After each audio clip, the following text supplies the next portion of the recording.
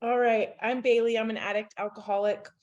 I'm going to try to watch the time, but I'm happy for reminders. I feel a little bit nervous. So I'm going to ask for another moment of silence and just invite some grace and some God into the Zoom room because I could use it. So,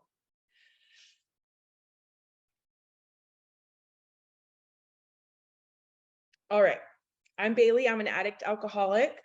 I wish I could be there on campus. I am in Roanoke, Virginia, and I was just out of state for a week and I just couldn't manage to get all the way there. It felt a little bit too far, but that campus is like one of the safest, happiest I've ever felt in my life. And I wish so much I could be there.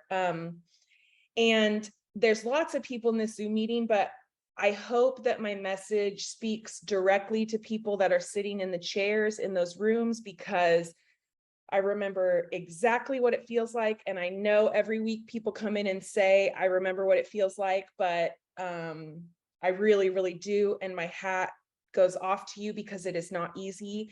And whether you feel like you were forced there or someone made you be there or something, you still, there's always other options, I feel like, but you're sitting there. And I think that that's very courageous and very brave to try to do something different. I know it is, because I've done it too. I've shared my story at Pavillon before in these Zoom meetings and lots of other times. And often, and I think this is important, I've shared about how I got to Pavillon, the things that led up to it, what my family life was like, and what kind of led me to using. But I just thought it might be important to share a little bit about what happened after I left Pavillon. God willing, I'm looking at the calendar, on the 11th, which I think is Wednesday or Thursday, I'll have 3 years clean and sober. And so I think it's probably because I'm doing a little bit of reflecting and realizing some of the resilience it took to get here.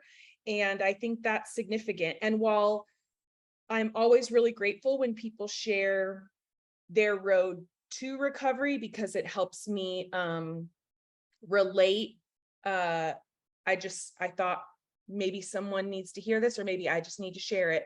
And that's what I always say before I share. If I hope someone gets something out of it, but if nothing else, I free myself. And I've learned that that is something I'm so, so grateful for. So just a really, really brief how I got to Pavillon. I checked in on August 10th of 2019, absolutely broken in every way, shape, or form, completely miserable, physically, emotionally, spiritually.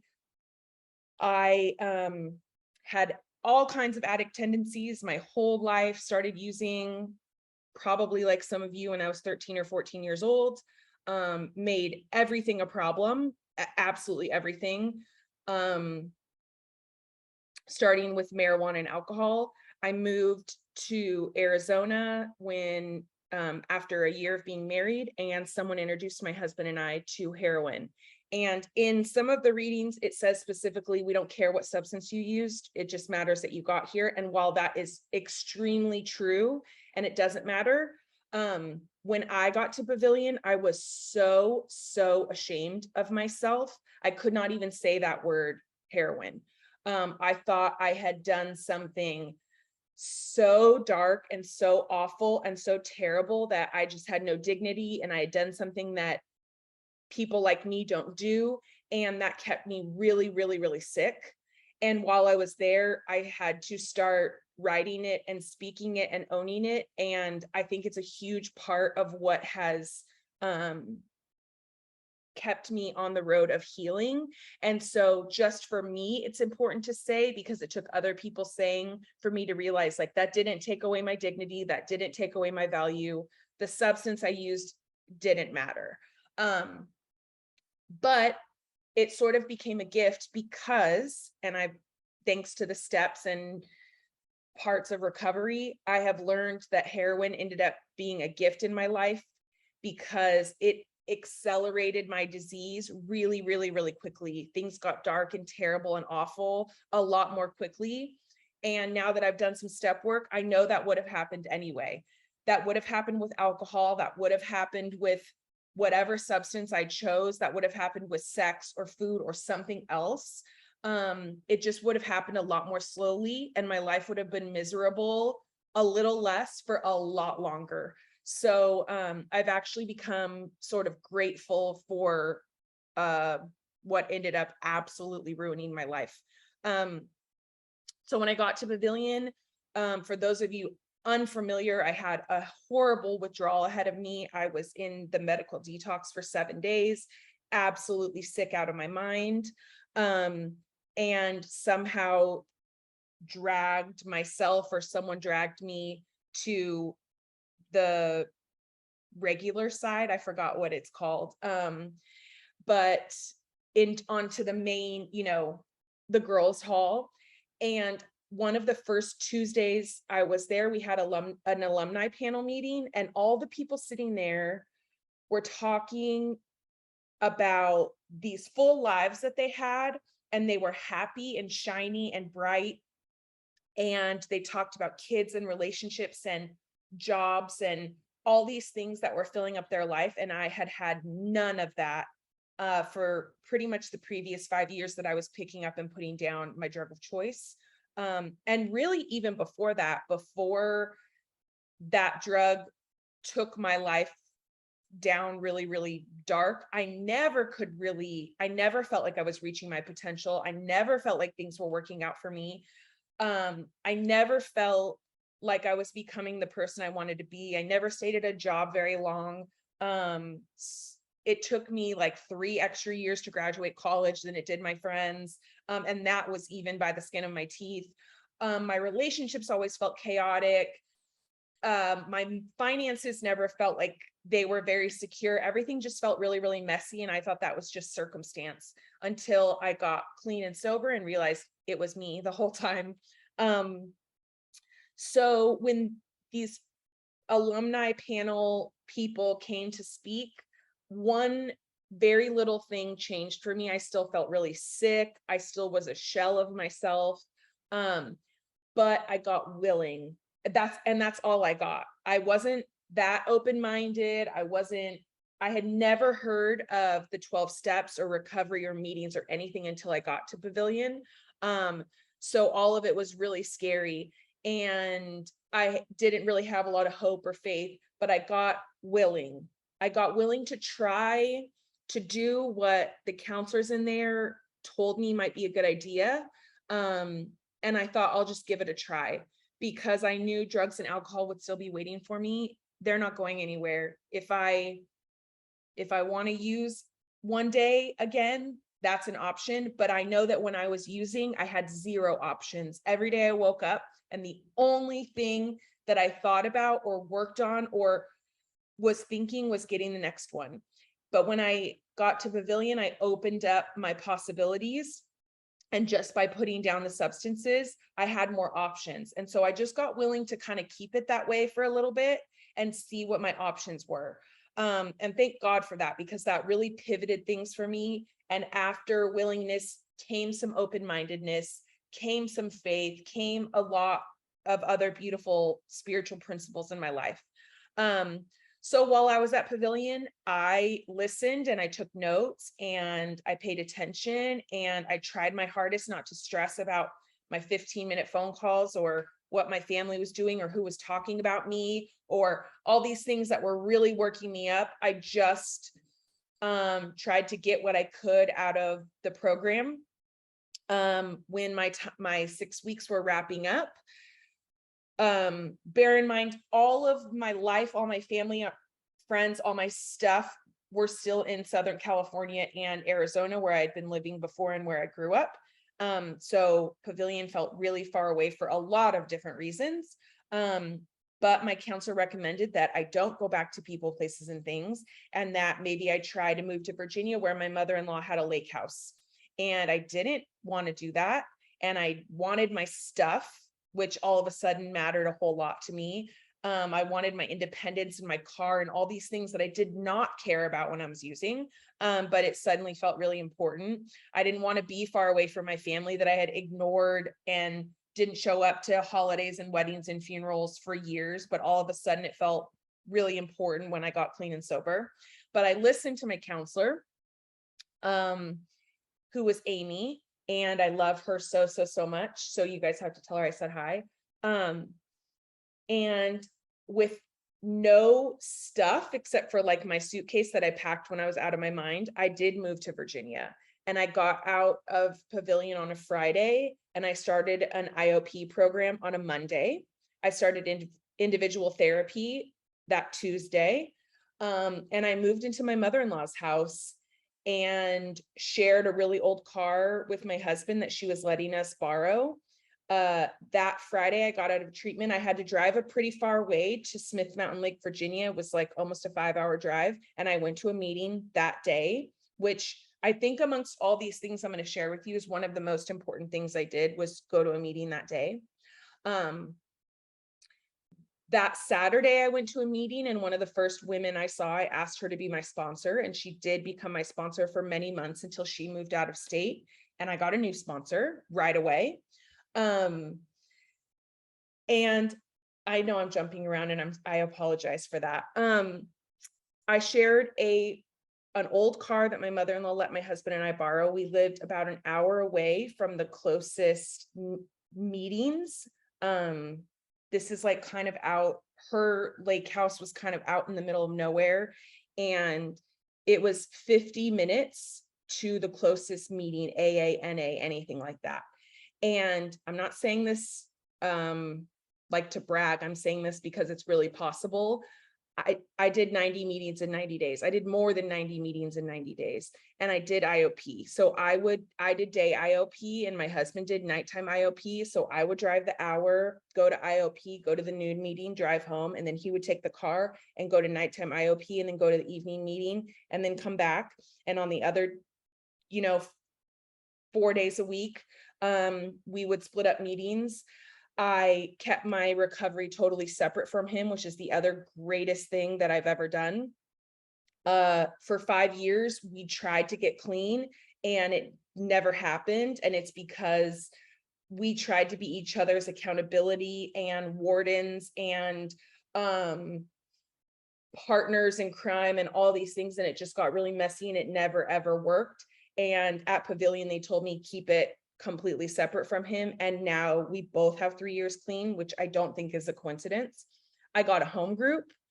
I started doing step work. As soon as I could, I started doing service work, and I still do service work. I've been our area's activities director, and now I'm treasurer. Just whatever they need from me, I show up and do. I happened to find a home in NA, but when I first got out of Pavillon, I just went to meetings where I could. In my area, it happens to be that we have a really big NA community, and that just happened to be where I found a home, but I did not discriminate when I first got clean. I just went to meetings when I could get to meetings. And that's still true to this day. When I go home to visit my family in California, there's a bigger AA community, and those are the meetings that I go to on there. When I first got clean, I lost my train of thought. I'm sorry. I only surrounded myself with other people that were in recovery. For a little while, I did not go see my family.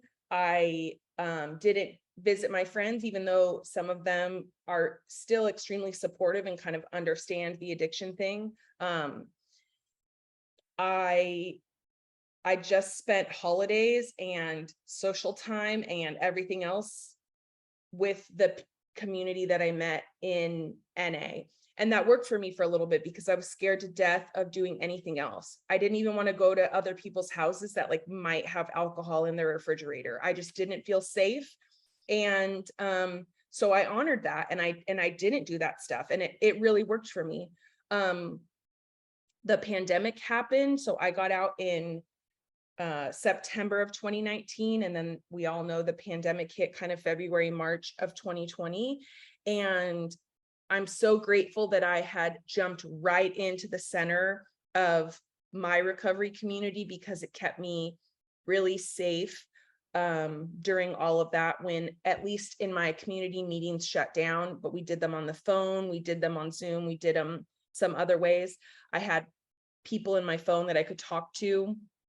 And I managed to survive a pandemic living with my mother-in-law out in the middle of nowhere with no drugs or alcohol, which after that, I was like, I'm not really worried about recovery anymore, because that was really, really, really big for me. But what that also created was, like, once I started establishing better relationships with my family and friends, it prevented me from being able to see them. And when they say that God will do for you what you can't do for yourself, that is so, so, so true. I was absolutely not ready to see my family, to face some people that I had really, really hurt. And I just continue to work on those things from a distance, with technology, with FaceTime, with Marco Polo, with phone calls. But sort of God and the universe prevented these boundaries and kept me in Virginia and them in California and Arizona. And that was such a big gift, because flash forward to last week, I used my own money and my own time to go see my parents, which I never thought in a bazillion years I would ever choose to do that, ever. And I enjoyed myself. And it's like the fourth time I've gone in the last year, which is wild to me. I used to avoid them with everything, and there was no way I was going to go see them without a whole like militia of substances. And so talk about miracles, like that's an absolute miracle that our relationship is so different. And I was almost 33 when I got to treatment. I didn't think things got different. I just thought that that's how it was. And our relationship was just messy and we didn't get along very well. And I'm the black sheep or what have you. And now we have this really lovely, happy relationship because no, they haven't changed at all. I've changed. I've done some work. I have some peace. I've gotten a little wiser and a little calmer and so clean and sober, which changed a lot for a whole bunch of people in my family, not just me. And that's what's really interesting, is that I learned that I was the problem in a lot of these things that I mentioned. My finances, work, all these things that always felt really complicated and chaotic got better just when I put the substances down. And then the more work I did, the more step work I did, things just, they keep improving. And I thought when I got to 1 year that that was it. Like I never thought in a million years I could go 1 year without changing, like altering my mood or my mind. Just never, ever did I think I could go a year. So when I got to a year, I thought, well, this is it. This is great. This feels good. I got a job after, it was over 9 months into recovery, partially because of the pandemic, partially because I just was not ready to do that. So I lived absolutely broke and did nothing but NA and AA for almost a year, but that's what worked for me. I established a really great routine and a really great foundation. And I had some blessings in my life, like I was able to live rent-free and some other things that I know are not possible for all of us. But I got to spend a really long time just focusing on my recovery. So when I got to a year, I had just moved into my own place. I had just for a couple months started working again. And I thought, this is it. This is the epitome of like being an adult at 33 years old. I finally like got it a little bit. And now 2 more years into it, it just keeps getting better and better and better. Which is crazy to me that it could have gotten better after that. And I don't mean to be like sunshine and rainbows. And I do want to say that for me, things pretty much got, not every day was perfect, but things pretty much kept getting better and better until this year. I want to check the time. This year, I realized in January and long before that, that my marriage wasn't working anymore. And I went away for about 6 weeks and visited family and did a little bit of soul searching and came home at Christmas, came back to Virginia and got my own place and left my husband after 10 years of marriage, after almost 15 years of being together. And that is only possible because of recovery. Not only have I gotten through it clean and gotten through it mentally stable, I haven't had a gigantic panic attack and ended up in the hospital, which is a miracle. I haven't relapsed. I haven't completely isolated. I keep people close to my life and close to my heart. I haven't, gone on some terror, like angry, chaotic, rampage, which is another thing that I love to do. But the reason that I even felt like there might be hope outside of this relationship is because of recovery, is because of principles that I've learned in getting clean, that maybe things can get better after they get worse. Maybe after like sitting in detox for 6 or 7 days, being sick out of my mind, but then my life opened up and everything got better and possibility came back in my life and joy came back in my life. Maybe that's how the separation can be. Maybe it's going to be really, really uncomfortable for a little bit. And then maybe there's a chance that there's more available to my life. Maybe we had outgrown each other. Maybe there's other things. Maybe I'm better off on my own. Maybe just all of these possible things. I just got a little bit of hope, and that's only because of the principles that I've learned in NA and AA and while I was at Pavillon. And it's been, so I left at the end of January, and another miracle of that situation is we both were both in recovery. We both did our very, very best to not cause harm. I didn't call him names. We didn't scream at each other. I didn't say all the things that I didn't need to say. I left with love and respect for him and from him, which is another absolute miracle. Because I live really, really far away from my family, he's still my emergency contact. He still lives in Roanoke, Virginia, and we still have a loving and respectful relationship, which again, is a gift of this program and a gift of the 12 steps and a gift of recovery. And I know that's because both of us are in recovery. If it was just me, that might not be the case. Or if it was just him, I know that wouldn't be the case. So that gave me a lot of hope. It gave me hope that my life might keep getting bigger and better, even through some pretty shitty stuff, because leaving that relationship was not fun. It wasn't comfortable. It wasn't like what I had hoped for myself. I really, really fought it because I didn't want to be a divorced drug addict. I just like coming to terms with being a drug addict and alcoholic was enough. But like those labels and those things, like when I said I didn't like to say the word heroin, those things do not define me. And there's a whole lot more in my life and to my life that matter a whole lot more than that.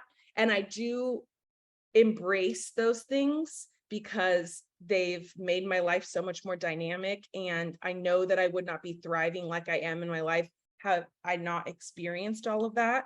But that has definitely taken work. Those are not things that I wanted to embrace. And the divorce thing is something new I'm working on. But I know there's hope because I've embraced this other stuff that was way, way scarier. Like moving across the country, like facing my disease, and trying to treat my disease every day. So, today I still go to meetings regularly. I go to at least 3 meetings a week, but often more. That's just like my sweet spot right now. And there was a really long time that I went to a meeting every single day, but NA has given me a life that took me away from NA a little bit. Like I can't go to the noon meeting every day like I used to because I have a full-time job, thank God. I get to go out of state and travel, and like I can actually afford to have like a gym membership, which I never could figure out how to do before. Like everything just felt really messy. And so now I can go to yoga instead of going to a meeting, which is another gift of the program. So that is what happened to me. And there's people in my area with 30 years clean that still go to a meeting every day. So it's different for everybody. The best thing for me was just going to a meeting every day when I first got here, including the first day I got out of treatment, like I mentioned. But this is just what's working for me right now. When I first left my husband, my meetings ramped up. I was calling my sponsor way more. I was going out to dinner after meetings, which I hadn't done in a really long time. And then things, settled a little bit, and I've found a new sweet spot. So I just know for me, getting in the middle of the program and that started at Pavillon on a Tuesday night, has given me a life better than I ever imagined. I just thought I did too much drugs and alcohol, and now I'm just not going to have fun anymore. I just like kind of ruined my life. And that I just was thinking, this is what people in recovery have to come to terms with. Like, I just did too much too soon, and now I don't get to have fun anymore. And that just has not been the case for me at all. My life has been more fun and filled with more joy than it ever was before. And like I said, 3 years in, it really does, even through the really shitty stuff, it keeps getting better. So thank you for letting me share.